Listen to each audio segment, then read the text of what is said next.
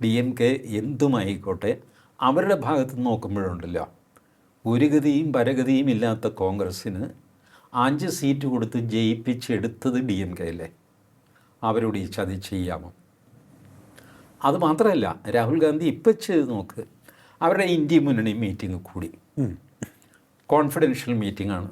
Meeting ആരും ഒന്നും പാടില്ല, എല്ലാവരുടെയും മൊബൈൽ പുറത്ത് വെപ്പിച്ചു. എന്നിട്ട് ആ മീറ്റിങ്ങിൽ രാഹുൽ ഗാന്ധി ചെയ്ത പ്രസംഗം മാത്രം രാഹുൽ ഗാന്ധി പുറത്തു വിട്ടു. മാന്യന്മാർ ചെയ്യുന്ന പണിയാണല്ലോ. ഇവർക്കിപ്പോൾ അടിച്ചിൽ വീണ പോലെ ആർക്കും ഒന്നും പറയാൻ പറ്റുന്നില്ല.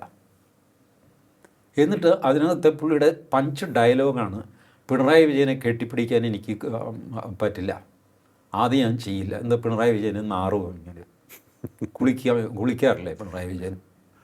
എന്ത് വർത്തമാനം!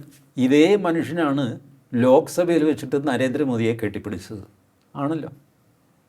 നരേന്ദ്രമോദി ശത്രുപക്ഷത്താണ്, പിണറായി വിജയൻ നിങ്ങളുടെ ഇന്ത്യ മുന്നണിയിലെ മിത്രപക്ഷത്താണല്ലോ. അതെടുത്തു പറയേണ്ട കാര്യം എന്താ? പിണറായി വിജയനെ കെട്ടിപ്പിടിക്കില്ല എന്ന് എടുത്തു പറയാൻ കാര്യം എന്താ? ആ പ്രസംഗം നമ്മളെല്ലാം കേട്ടതാണല്ലോ.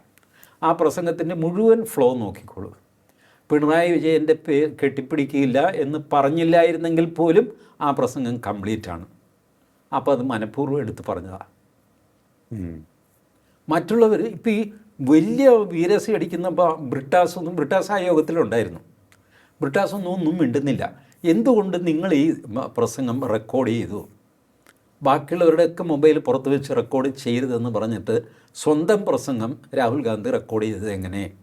ഇത് ചോദിക്കാനും ഇവർക്ക് ധൈര്യമില്ല. കാരണം ഇവർ പറഞ്ഞതും അയാൾ റെക്കോർഡ് ചെയ്തിട്ടുണ്ടെങ്കിലോ? എല്ലാവർക്കും പേടിയാണ്, ബ്രിട്ടാസിനും പേടിയാണ്.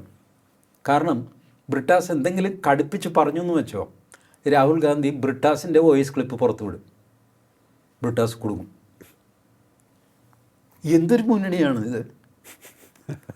അപ്പോൾ ഇത് നരേന്ദ്രമോദി എഞ്ചിനീയർ ചെയ്തതാണോ? അല്ല.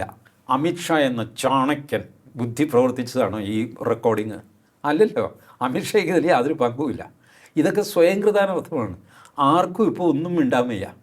കാരണം എല്ലാവരും അതിനുള്ളിൽ കോൺഗ്രസിനെ കുറ്റം പറഞ്ഞിരുന്നു, രാഹുൽ ഗാന്ധിയെ കുറ്റം പറഞ്ഞിരുന്നു, നിങ്ങൾ DMK പിടിച്ചത് മഹാഭാവമാണെന്ന് പറഞ്ഞിരുന്നു. ഇതൊക്കെ പറഞ്ഞതൊക്കെ അവർക്കറിയാം. ഇതിപ്പോൾ രാഹുൽ ഗാന്ധി റെക്കോർഡ് ചെയ്തോ ഇല്ല എന്നുള്ളതാണ് അവരുടെ സംശയം. ഈ റെക്കോർഡ് പുറത്ത് വിട്ട് കഴിഞ്ഞാൽ അന്യോന്യം പറഞ്ഞ കാര്യങ്ങളും പുറത്തു വരും. അതെ, CPM CPIയെ പറ്റി പറഞ്ഞ കാര്യങ്ങൾ, CPI CPMനോട് പോടാപ്പില്ല എന്ന് പറഞ്ഞ കാര്യങ്ങൾ, ഇതൊക്കെ ഇയാൾ റെക്കോർഡ് ചെയ്ത് വെച്ച് കാണും. റെക്കോർഡ് ചെയ്യുന്നില്ലല്ലോ എന്നുള്ള ധൈര്യത്തിൽ ആൾക്കാർ സംസാരിക്കുകയും അത് രഹസ്യമായിട്ട് റെക്കോർഡ് ചെയ്യുകയും അതിൻ്റെ ഒരു കഷ്ണം പുറത്തു വിടുകയും ബാക്കി എൻ്റെ കയ്യിലുണ്ട് എന്നുള്ള ഇൻഡിക്കേഷൻ വരികയും ചെയ്തപ്പോൾ എന്തൊരു പൊളിറ്റിക്കൽ അലയൻസ് ആണെന്ന് ആലോചിച്ച് നോക്കി. പറഞ്ഞു വരുമ്പോൾ നമ്മളിങ്ങനെ ഓവർ ഡ്രൈവ് നടത്തും. തെരഞ്ഞെടുപ്പ് ഒന്നൊന്നായിട്ട് ജയിച്ചു വരുന്ന പ്രധാനമന്ത്രി, അത് വസ്തുതാപരമായിട്ട് ശരിയല്ല അല്ലയോ? അതെന്തുകൊണ്ടാണ്? കേരളത്തിൽ മോദി ജയിച്ചോ? ഇല്ല. തമിഴ്നാട്ടിൽ ജയിച്ചോ? ഇല്ല. തെലങ്കാനയിൽ ഭരിക്കുന്നത് ആരാ? കോൺഗ്രസ്സാണ്. കർണാടക ഭരിക്കുന്നത് കോൺഗ്രസ്സാണ്. ആന്ധ്ര TDP ആണ്, BJP അല്ല. അപ്പോൾ ഈ പറഞ്ഞ പോലെ എന്തോ മാജിക് കാണിക്കുന്നു എന്നുള്ള ഒരു ധാരണ വരാൻ പാടില്ല. വളരെ കഷ്ടപ്പെട്ടാണ് BJP നിന്നിടത്ത് തന്നെ നിൽക്കുന്നത്. നിന്നിടത്ത് തന്നെ നിൽക്കാനായിട്ട് വളരെ വേഗത്തിൽ ഓടിക്കൊണ്ടിരിക്കുകയാണ്.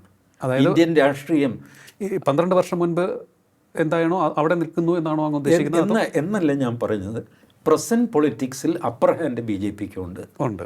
ഈ അപ്പർ ഹാൻഡ് നിലനിർത്താനായിട്ട് കണ്ടിന്യൂസ് ആയിട്ട് അധ്വാനിച്ചുകൊണ്ടിരിക്കുകയാണ്. ഓക്കെ. കാരണം പൊളിറ്റിക്സ് ഒന്ന് സ്ലിപ്പറി ഗ്രൗണ്ടാണ്, വേറൊന്ന് വളരെ വേഗം മാറിക്കൊണ്ടിരിക്കുന്നു, സമവാക്യങ്ങൾ പെട്ടെന്ന് മാറിക്കൊണ്ടിരിക്കുന്നു. അതനുസരിച്ച് ഓടിയാൽ മാത്രമേ നിങ്ങൾക്ക് ഫലപ്രദമായിട്ട് ഈ അപ്പർ ഹാൻഡ് നിലനിർത്താൻ പറ്റൂ.